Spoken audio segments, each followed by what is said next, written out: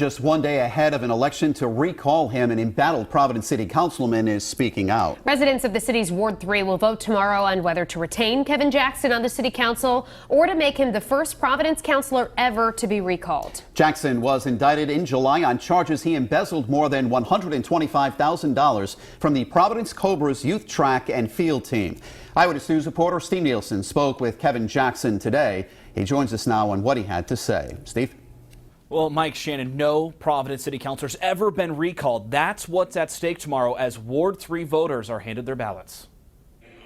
The longest-serving Providence City Councilor might not finish the week. Do the right thing and resign. Let us have somebody to represent us who can put 100% into it. Ward 3 resident Kim Clark and owner of Roadie Craft in the same ward says she was shocked Councilman Kevin Jackson didn't resign when he was arrested last May on charges he misused his campaign account and embezzled from the youth sports group he co-founded in 1978. Residents gathered 2,000 signatures to force a recall election. You don't see him, you don't hear from him, except when he makes the news for breaking a rule. When they look at that indictment and they look at what you've been charged with, why should they vote to keep you in office?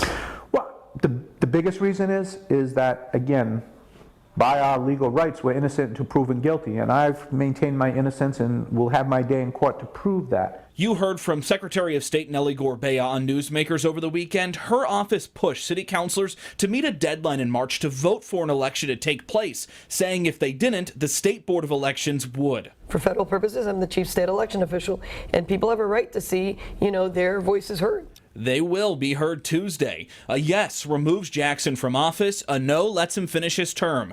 In a sit-down interview, Jackson told me he's proud of his 22-year record. There's no council person who's been as liberal and as progressive as I have been on the council floor. And again, that should tie into what the thinking of the majority of people on the east side are about. If Jackson is recalled, a special election would be held 90 days after the vote is certified to fill that seat. And Jackson actually said he would consider running in that special election to fill the seat. Of course, he hopes to avert that. I'm Steve Nielsen, Eyewitness News. We're looking ahead now to what could potentially be the first in Providence's political history. Tomorrow, residents on the city's east side will vote on whether or not to recall City Councilor Kevin Jackson following his arrest last year. New at 6, Eyewitness News reporter Steve Nielsen has a look at the ballot and why voters need to double-check their polling place. Well, that's right. More than 2,000 signatures were gathered to force this recall vote.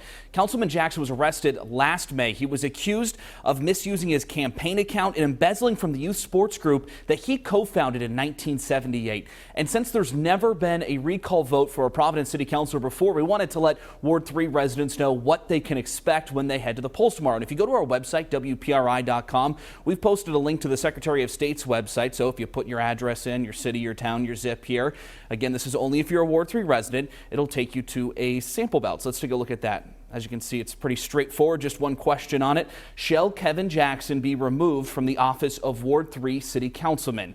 A yes would recall him. A no would keep him in office. Now, keep in mind, if you normally vote at a school, your polling place has changed. The Secretary of State's website will also tell you where to vote. Polls are open 7 a.m. to 8 p.m. tomorrow. And today, we heard from City Councilor Kevin Jackson, plus a small business owner who lives in Ward 3. There's a lot of energy against recalling him. I think that Ward 3 is fed up. We would like representation. There's no council person who's been as liberal and as progressive as I have been on the council floor. And again, that should tie into what the thinking of the majority of people on the east side are about. Jackson has maintained his innocence since he was arrested. Now, if voters do vote to recall him, there would be a special election 90 days from when those votes are certified in order to replace that seat. And Jackson has not ruled out running in that special election to replace his own seat. Of course, he says he would like to avoid that. I'm Steve Nielsen, Eyewitness News.